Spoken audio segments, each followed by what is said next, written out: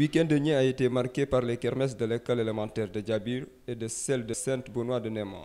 Ces moments festifs ont été saisis par le directeur de l'école et le curé de la paroisse pour étaler quelques doléances à l'endroit du maire. Nous ciblons un problème majeur auquel nous sommes confrontés et nous organisons une kermesse pour appeler toute la communauté éducative, tous les acteurs à se mobiliser pour la résolution de ces problèmes-là. C'est dans ce cadre-là que s'inscrit la manifestation d'aujourd'hui. Nous sommes confrontés à un problème de bloc administratif, mais au-delà d'une salle polyvalente. Donc nous avons décidé d'organiser cette kermesse-là pour pouvoir construire un bloc administratif, mais également une salle polyvalente. L'édition 2022, pour ces dates, nous avons adressé la correspondance à Monsieur le maire, qui nous a dit qu'il en faisait une affaire personnelle, puisqu'il est de la paroisse de Néma. C'est pour nous donc une fierté d'être honoré par Monsieur le maire qui est de la paroisse Saint-Benoît de Néma.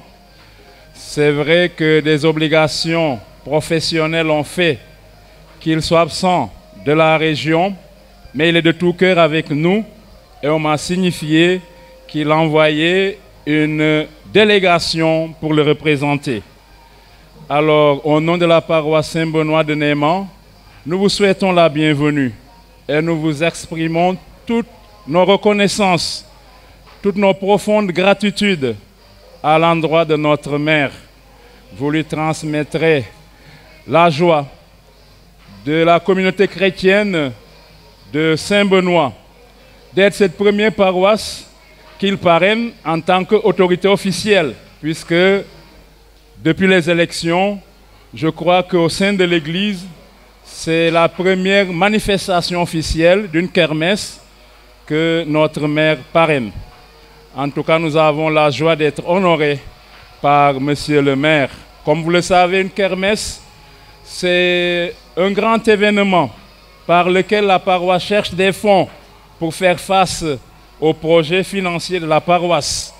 Pendant 3 jours, nous organisons des activités lucratives, des dîners, voilà, des sponsors et des soutiens pour chercher des fonds financiers pour faire face aux projets de la paroisse qui sont assez importants et assez nombreux. Néma n'est pas une petite paroisse, c'est une grande paroisse puisqu'elle a donné naissance à la paroisse Saint-Thomas de Kenya. Donc voilà, Néma aujourd'hui est une grande paroisse qui émerge. Et vraiment, nous voulons que vous transmettiez au maire voilà, nos soucis aussi pour le développement de cette paroisse. Vous venez avec une forte délégation pour représenter le maire de la commune de Ziguinchor. Le 4e adjoint en charge de la santé et de la citoyenneté a magnifié à sa juste valeur ses activités en les rassurant de transmettre les doléances posées à qui de droit. Cet après-midi, on est allé à Djabir où on m'a parrainé une kermesse.